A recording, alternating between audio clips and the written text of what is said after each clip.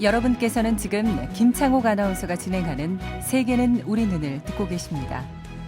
오늘 하루 나라 안팎을 달군 뜨거운 이슈들을 생생하게 전해드립니다.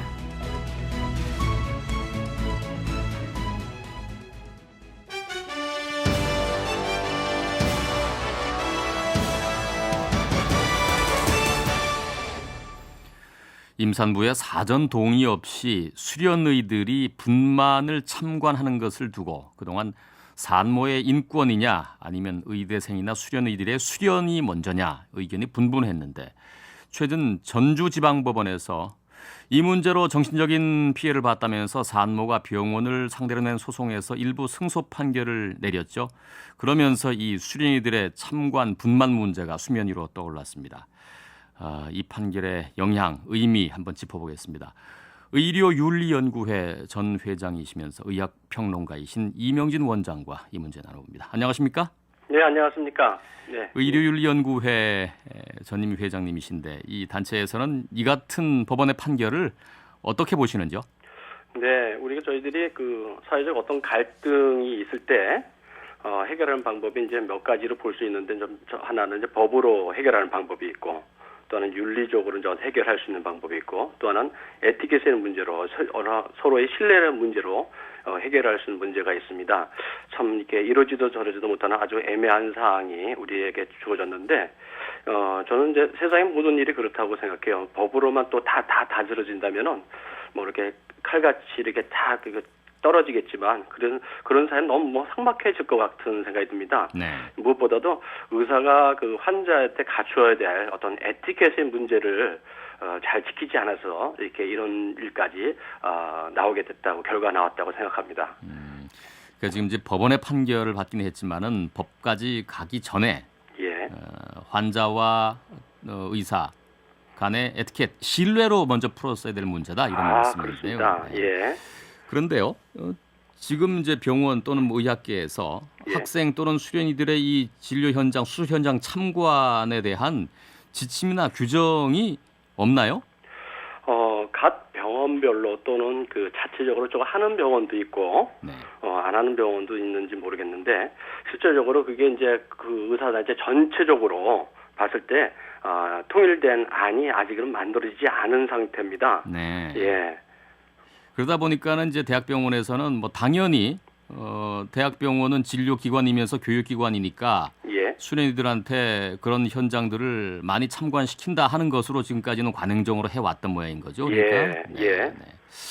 참 이제 이런 판결이 이제 남으로써 앞으로 의료 현장에서 이제 부딪힘이 상당히 많아질 것 같은데 만약에 산모들이 수련의들의 참관을 원치 않을 때 거부 의향을 밝히면 병원에서는 뭐 어찌할 방법이 없는 거 아닙니까? 그렇죠. 이게 무엇보다 중요한 게 우선 환자를 위해서 있는 사람들이 의사이기 때문에 네. 환자의 의사가 제일 중요합니다.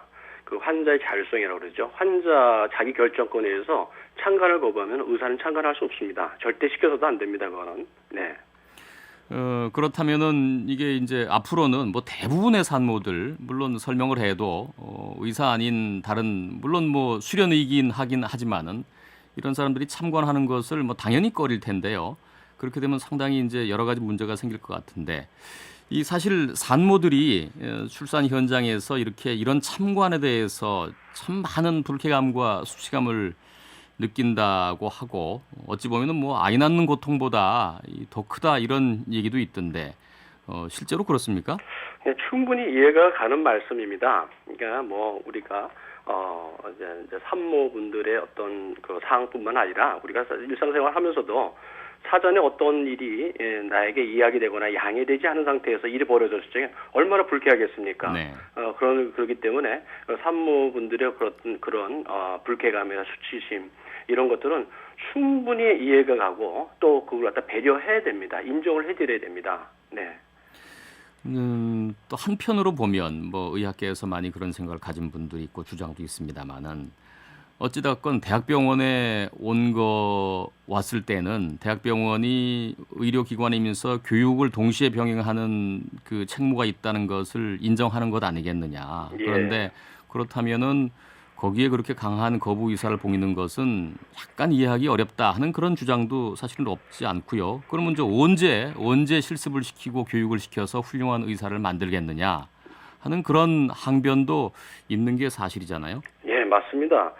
실질적으로 좋은 의사가 만들어지기 위해서는 책만 가지고 지식만 가지고 되는 게 아니라 또는 우리가 어떤 실습물만 가지고 될 수 있는 게 아니라 실제적으로 우리가 참관하고 실습을 하고 또 경험을 해야 좋은 의사가 나오게 되겠죠. 특히나 이제 대학병원 같은 경우에는 이제 우리 진료뿐만 아니라 교육의 역할을 띠고 있습니다. 나의 프라이버시는 이렇게 존중되어서 참 좋긴 한데 나의 자녀들이 또 만날 그 의사분들이 제대로 훌륭한 의사분들이 실력 갖춘 의사들이 양성되지 못한다면 그건 사회적으로 상당히 참 불행한 일이 되지 않겠습니까? 그런데 이런 고민들이 우리나라뿐만 아니라 외국에서도 똑같이 한 번씩 다 있었어요. 네. 그래서 그런 것들을 우리가 한번 자료를 살펴보고 또 같이 고민해 볼 때 이런 참 이렇게 애매한 일들을 우리가 서로가 합의해서 성숙한 사회로 나아가고 또 좋은 방향을 해결할 수 있는 그런 방향들을 모색할 수 있다고 생각합니다. 네. 다른 나라의 경우에는 이런 문제를 어떻게 해결했습니까? 예, 무엇보다도 이제 환자의 자율성을 무엇보다도 존중하는 게 우리 의사의 입장이기 때문에 이런 문제들은 주로 어떤 가이드라인을 만들어 놨습니다. 의사들이. 그래서 어떻게 하면 환자의 프라이버시를 존중해주고 불쾌하지 않도록 진료를 받을 수 있도록 할까. 네. 그런 걸 갖다가 환경을 만들고 네. 또한 의사들의 그런 말하는 투까지 말하는 게 의사소통의 방법이죠.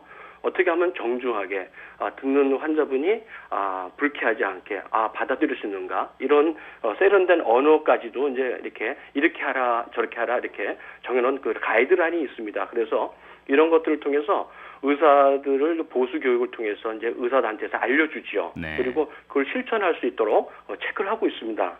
그러니까 이제 의사분들이나 환자분들이랑 신뢰관계에서 이런 것들이 다 해결되죠. 네. 저라도 그러겠어요. 어떤 일을 할 적에 너 법적으로 당신 이걸 이러니까 이렇게 하셔보다는 이렇게 됐는데 정정한 말로 나한테 부탁할 적에 좋습니다. 내가 그럼 응하겠습니다. 하면서 서로의 신뢰의 관계 이게 성숙한 사회가 아닐까 생각됩니다. 네. 이런 방향으로 해결되지 않을까 하는 생각이 드네요. 그러니까 외국에서는 그러면은 일단은 환자 본인에게 양해를 구하게끔 어떤 지침이나 규정이 마련돼 있다는 거죠. 그렇죠. 네. 근데 이제 그게 바로 이제 우리가 거기서 바로 이제 꼭 짚어야 할 어떤 형식이느냐 이 문제가 있습니다. 네. 처음에 말씀드렸다시피 어떤 사회적 갈등일 때 우리 법적으로 해결할 부분이 있고 윤리적인 방법을 택할 때도 있고 에티켓의 방법을 택할 때도 있습니다. 네. 바로 그런데 이거를 어떤 문서나 이런 법적인 형식을 띄워서는요 좋은 해결점이 나오지 않으리라는 생각이 좀 듭니다. 네. 이거는 제일 먼저는 의사가 환자들을 배려하는 마음과 행동과 그 실천이 먼저 이제 바탕이 되겠죠. 네. 그리고 나서 환자들에게 대한 정말 정중하고도 세련된 언어로 양해를 먼저 구해야 됩니다. 네. 특히나 교육기관에서는. 네. 교육기관이 아닌 데서는 그런 일이 있을 수 없는 일이니까. 그렇죠. 그러고 나서 또 환자분들도 내가 진료받지만 또 나를 통해서 또 더 훌륭한 의사 선생님이 또 나오시고 또 그분들이 나의 자녀들을 또 치료해 주시는 훌륭한 선생님 역할을 할 수 있다는 네. 그런 선순환의 신뢰의 관계가 네. 이루어져야 되지 않을까 이런 생각이 듭니다. 네. 외국 경우에 그럼에도 불구하고 동의를 하지 않는 분도 계실 텐데 예. 그럴 경우에는 이제 어쩔 수 없는 거고요. 그럼요. 그렇죠. 네. 그런 분들은 절대적으로 환자의 그 의견을 존중해 줘야 됩니다. 네. 그 외국 같은 경우에는 이제 주로 이제 의사 선생님들이 환자분들에게 정중하게 이게 얘기를 말씀드리죠. 여기 우리는 교육기관이고 네. 이렇게 돼서 우리 학생 선생님 들어오셔서 이렇게 참관을 하시고 하겠습니다. 괜찮으시겠습니까? 좋습니다. 하고 좀 흔쾌히 다들 응해 주시죠. 그런 사회적 분위기도 상당히 저희들 본받을 만하다고 생각됩니다. 네. 예. 그러니까 흔쾌히들 이렇게 정중하게 설명을 하고 양해를 구하면 그렇죠. 대부분 그게 전제가 이제 되지 않으면은 네. 저라도 안 하겠습니다. 그렇게 하면 또 대부분이 동의를 해 주시는군요. 그러시죠. 예. 또 저희 나라 예. 모든 분들이 그런 데에서 이제 상당히 잘 받아들이시잖아요. 네.